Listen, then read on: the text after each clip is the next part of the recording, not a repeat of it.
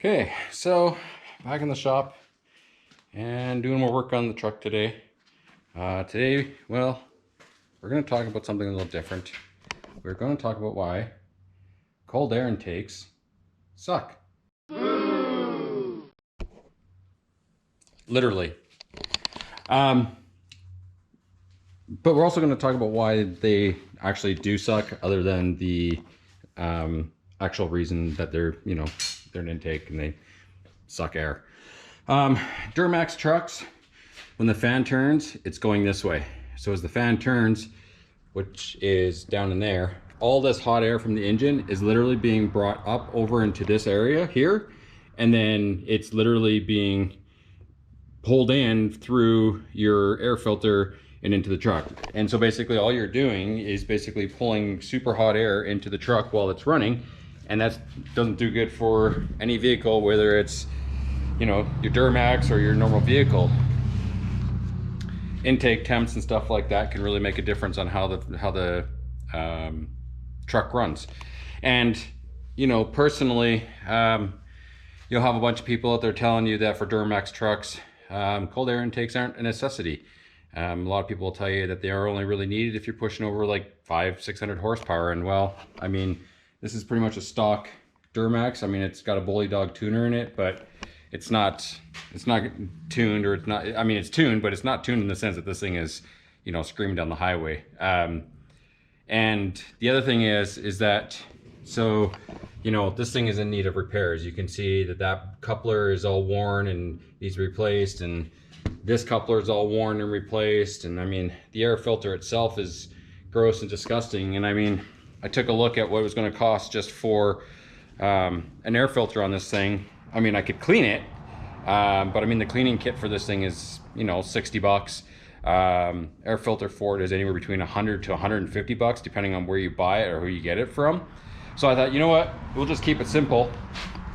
I found somebody who had a stock Airbox for super cheap. So I picked it up, and then I also went and picked up a new panel filter for it. It's a Wix filter, if I remember correctly, or an AC Delco, I can't remember. I'll have to look in the history and see what that one is. I'm pretty sure it's an AC Delco, if I remember correctly, because there's two different versions. There's a high performance version, and then there's just your regular version, and I got the high performance version. So what I am doing today is I'm going to be pulling out all of the pieces of this air intake on this thing, and once I have that out, I will be putting the new Airbox on it. One of the things that I did purchase in the past is a new mouthpiece for this thing, so it does not have the stock mouthpiece that would be generally found on the LOIs. They are super restrictive, and the new mouthpiece makes it a lot better. So what I'll do is I'll get you guys set up on a tripod, probably time-lapse ripping this out, and then when we have it out, we'll put the new one in, new filter, and button it up and kick it down the road again. So once I have you on the tripod, I'll bring you guys back. All right, so pretty easy to take it out. A couple of hose clamps come off, and then just all lifts out from there. So we got a hose clamp here, a hose clamp here that comes out, one here, and then we have the box.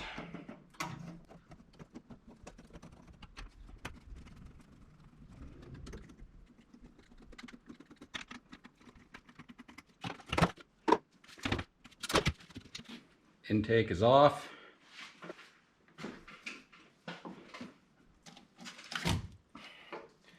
Gross boot.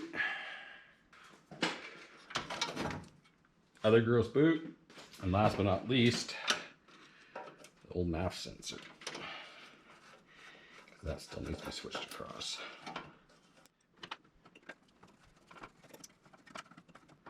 The other reason why I'm not an overly large fan of cold air intakes is because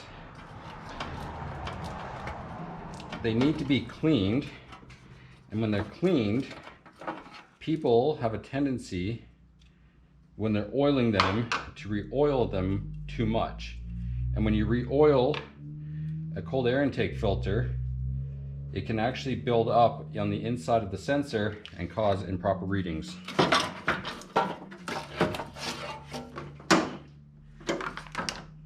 And there's the intake box. And you can see how someone had a lovely time with some tuck tape there. So one of the things that I noticed on this OEM box is that there's a hole on this side, but there's no hole there.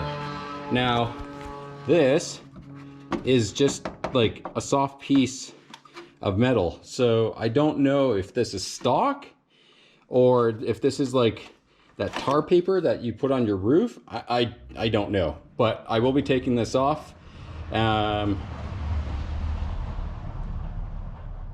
So I will be taking this off so that the Airbox does get the proper air flow to it. One of the things that I'm going to do as well is, depending on how much room there is between this lip and the side of this firewall, I may get some foam, and I may foam around it as well so that that box has a nice gap, air gap between it. So I'm not 100% sure on that yet, but I will get that taken off, and once I have that off, I'll bring you guys back. Okay, a couple of things. There's only 2 holes there. So there's the big one on the top, and then there's a little one on the bottom. So there are a couple of holes there. Unfortunately, if you look through, you can easily see the fender, because unfortunately, you know, both fenders on this thing are completely rotted. And it's also missing apparently the bottom tray. So not sure how well this is going to sit in there, but we're going to make it work. So back on the tripod, viewing pleasure again. New Airbox, old Airbox, whatever you want to call it, and back in.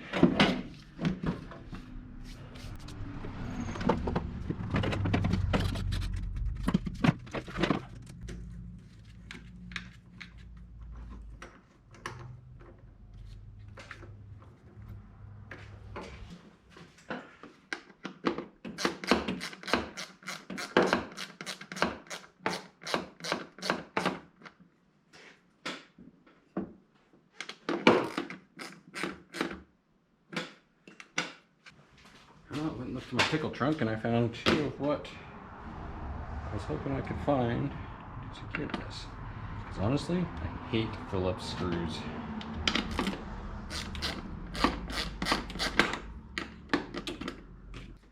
That's in. So now, the last thing to do is the air filter. And because I already know what's in this one, I'm going to get rid of it.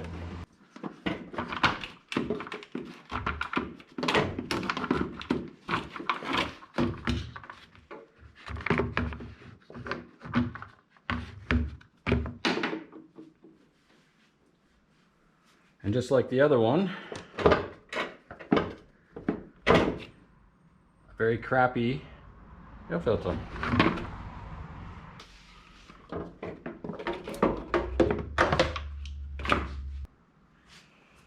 All right, so just went out, spent about 10 minutes or so.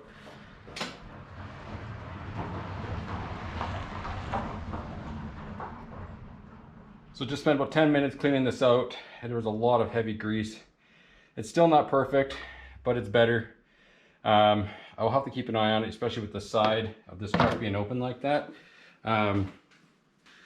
Would really like to hope or know that this thing won't get kicked up with as much dirt in it as it looks like it might, but if it does, I might need to come up with a splash shield or something to help keep some of the dirt out of this thing.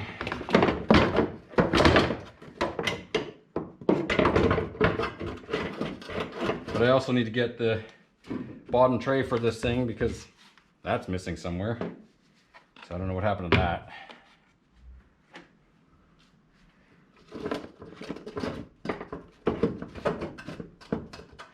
All right, the filter's installed.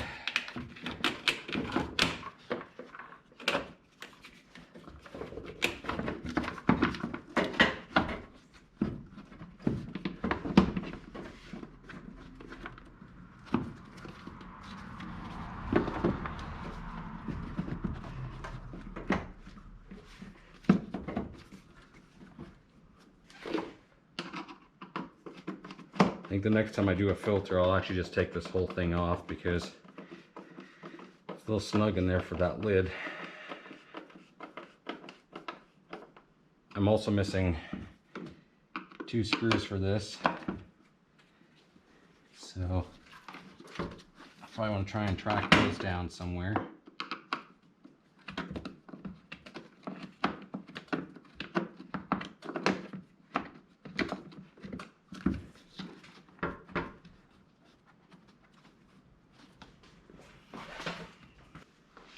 All right, Airbox is installed, so we're just going to do a quick start, make sure everything is good and no error codes.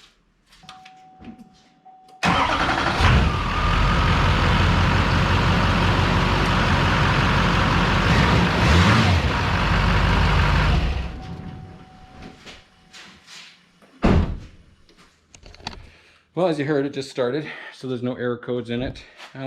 Just felt like making a quick little short video here of just doing a quick air filter change and an air intake change, because you saw how bad the other one was, and was tired of it. And being that I live in a wet climate, especially in the cold, you know, I want to try and keep this as healthy as possible. So keeping a closed system, even though the end of the box is wide open, will definitely help with that. Now that I know that there's those issues there, I'll fix that before winter. But for now, air intake is installed back to factory specs. Even says so right there, it says diesel on it. And over here, it does say 2005. But I did learn through the VIN code on this thing that it is an 04, so it's probably a late 04, so I'm just like, it's an 05. So that's it for today. Quick little video, quick little install, quick little pun. Hope you guys enjoyed it. Comments below, feedback below, like it, do whatever you want to do. I'll see you in the next one. Bye.